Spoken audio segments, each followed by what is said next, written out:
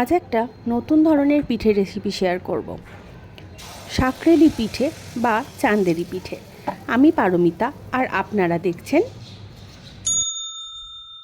দুর্গার হেসেল। সরাসরি চলে এলাম দুর্গার হেসেলে। পিঠে বানানোর জন্য প্রথমে আমাদের লাগবে একটা চিনির শিরা। তাই 1 কাপ জল আর 1 কাপ চিনিকে একটা সিলভারের বাটির মধ্যে ফুটতে বসিয়ে দিয়েছি। তার মধ্যে দিয়ে নিলাম 2টো ছোটো এলাচ। এখানে শুধুমাত্র চিনিটা গলে যাওয়া পর্যন্তই রসটাকে তৈরি করব। 1 তার বা 2 তার এরকম কিন্তু কোনো নিয়ম নেই।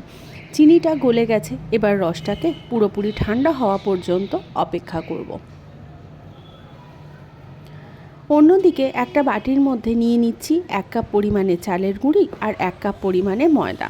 তার মধ্যে দিয়ে নেব সামান্য পরিমাণে নুন। সবটা একসাথে মিশিয়ে নিচ্ছি। রসটা এতক্ষণে ঠান্ডা হয়ে গেছে। এলাচগুলো বাদ দিয়ে এই রস দিয়ে পুরো যে চাল ময়দার মিশ্রণটা আছে সেটাকে গুলে নেব। ছবি দেখে অনেকেই হয়তো এটাকে মালপো ভেবে ভুল করতে পারেন। মালপো কিন্তু এটা একদমই নয়। মালপোর সঙ্গে বেশ কিছু তফাৎ এখানে আছে। এই পিঠেটা সবসময় একদিকে ভাজা হয়, ওপর দিকটা সাদা হয়ে থাকে চাঁদের মতো, তাই এর আরও এক নাম চান্দেরি পিঠে।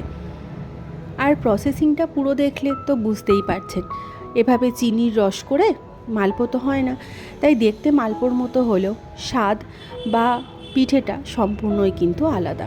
চিনির রস দেবার পরেও আর একটু জলের প্রয়োজন হয়েছিল, তাই চিনির রসের বাটিটা ধুয়ে অল্প অল্প করে জল দিয়ে দিলাম। ব্যাটারটা কিন্তু বেশ একটু পাতলা মতোই হবে, খুব পাতলাও না খুব ঘনও নয়। এরকম অবস্থায় ব্যাটারটাকে চাপা দিয়ে 1/2 ঘন্টা মতো রেস্টে রেখে দিচ্ছি।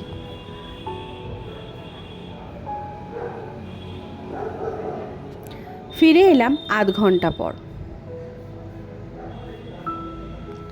ব্যাটারটা কিন্তু ফুলে গিয়ে অনেকটাই ঘন হয়ে গেছে।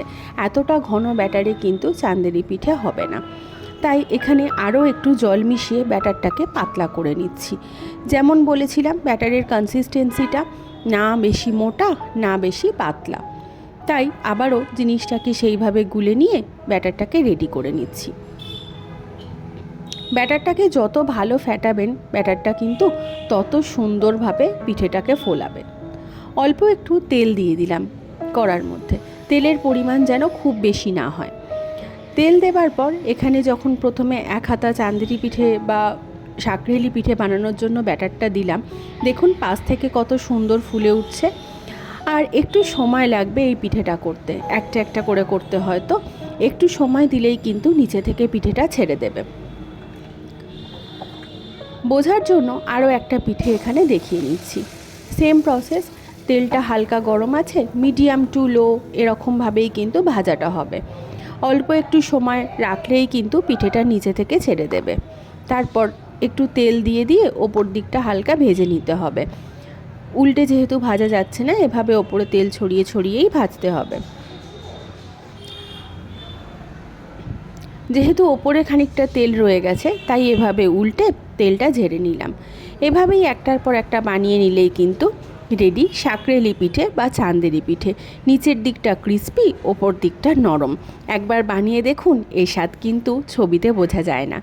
তাহলে আমার চ্যানেলটা যদি ভালো লেগে থাকে, এরকম রেসিপি পেতে সাবস্ক্রাইব করে পাশে থাকুন। দেখা হবে আবার নতুন ভিডিও নিয়ে, নতুন কোনো রেসিপি নিয়ে।